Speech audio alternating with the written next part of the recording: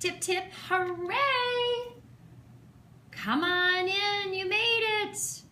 Tip, tip, hooray, I'm scoping in the middle of the day, which is really the worst idea because everybody's busy, everybody's working.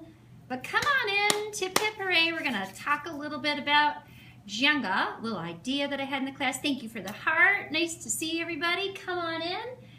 Quickly, I'm going to turn it around and say hi. Hi, Catherine. Thank you for using your name so I know. I recognize you, though, but hi. So let me say, because I know everybody's busy. Some of us watch on our planning periods. If you're anything like me, it's like, yay, let's go. I want to watch real quick. And then, of course, I should be grading papers and I should be prepping something, but I'm not. I'm watching Periscope. I don't know if you do that, but I've been doing that way too much lately. I'm Mary Howard, and I'm with Using Your Smarticles. That's my blog. I teach 6th grade ELA. I teach 6th grade social studies, and like to have a lot of fun integrating technology, like to do a lot of fun and engaging activities in the class. Thank you so much for the hearts. And today I'm going to share with you something that we did, and I thought the students had a great time doing it. I got a headache, it was a little bit loud, but they really did have a lot of fun. And that is, I took Jenga, and yes, I sat here on purpose because I wanted you to see all my Jenga games. I took a Jenga game and modified it a little bit so that the students could practice their spelling words. And this strategy actually would work with vocabulary too. And that's one of the reasons I like it so much, because it can be used for any content area. And when you think about the fine motor skills involved with playing Jenga, it probably could be used lower levels as well as higher levels. I would say this game could probably go as low as 3rd grade, as high as even high school, believe it or not. So let me show you what I've got. I did toss it up on my store today as a freebie if anybody's interested. And here's what it is. I'm calling it the Tower Tip Challenge. The Tower Tip Challenge. And it's played with just a traditional Jenga game. And what I did for the Tower Tip Challenge is I numbered the Jenga pieces from 1 to 20. You might see some of them in the block. I've got it balanced here, so I'm not going to show the whole thing, but you can kind of see that every now and then there's a little number in there. 18 is showing, 1 is showing. So what the kids have to do, to set this up, first of all, let me start there. Hello and welcome. You select 20 of the Jenga blocks, give them a number. Pick 2 or 3 blocks, I don't know if you can see that okay, pick 2 or 3 blocks and write the letter B on them. Those are going to stand for bombs. Any good game has a bomb. And then you set the tower up in traditional fashion. So what you do is it's operated in rounds. I played with 5 students per table. Let me show you my classroom so you can see how I have this set up. This is my typical class. Oh, it's my class setup right now anyway. I wouldn't say it's typical, but I've just got the desks in triangles. So I have a class of 28 students, so it was about 5 kids per table. Those are my gladiators in the back. The kids are making these gladiators as a classroom management strategy. I just think they look so awesome.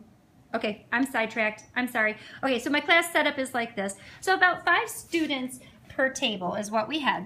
So the way it works is each student takes a turn pulling a piece out from the Jenga tower. They take a look at that piece. If it's a blank piece, nothing really happens. They just stack it as normal. That gets the tower higher, and that's a good thing. If they get a number, a piece that has a number, you just have to come up with some sort of numbering system for your vocabulary that you're using or your spelling words that you're using. I printed mine right off of Spelling City because we use that a lot. So if they draw number 1, somebody has to read them the spelling word that's in the number 1 spot.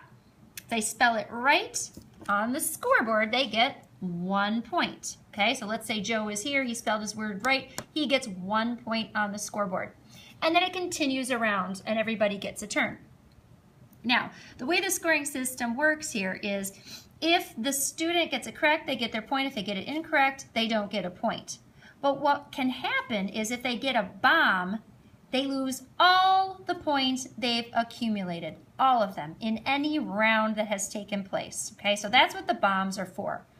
Now, the bomb is different than knocking the tower over, and I'm going to go down a little lower. The winner is determined when the tower falls. However, to avoid the kids from purposely knocking it over, if you knock over the tower, you can't be determined the winner, even if your score is the highest score.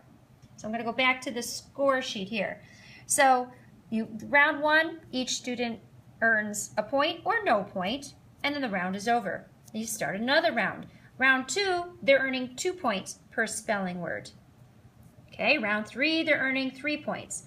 If at this point right here where my finger is, let's say we're halfway through round 3 and the tower falls, no one's points from round 3 count. It's the last completed round. So we would tally up anybody's points in these 2 rows and determine whoever had the most points would be the winner. I found that the rounds were lasting about 4 and 5 rounds, and the towers were getting really, really tall, and the kids were getting really, really excited, and but they were practicing their spelling. So it was kind of a cool thing just to see them get excited and practice their spelling words and work their way around cooperatively. I would say we played for about, let me turn this around so I can talk to you. I would say we played for about, maybe, I have double blocks. I have 85-minute blocks. So we played for about 30 minutes, and they were actually able to play 2 full games. So my winners, they get Jolly Ranchers. My kids will stand on their heads for Jolly Ranchers. So we were able to play 2 full rounds. Different winners got Jolly Ranchers and everything else. So that's it in a nutshell. Okay, I'm calling it the Tower Tip game. It's technically Jenga. Jengas were easy to find. They were very, very cheap. I even know I've seen like on Instructables. Oh, we're getting an announcement. Serenity plants, come to the main office. Serenity better get to the office right now. Somebody wants her. Office.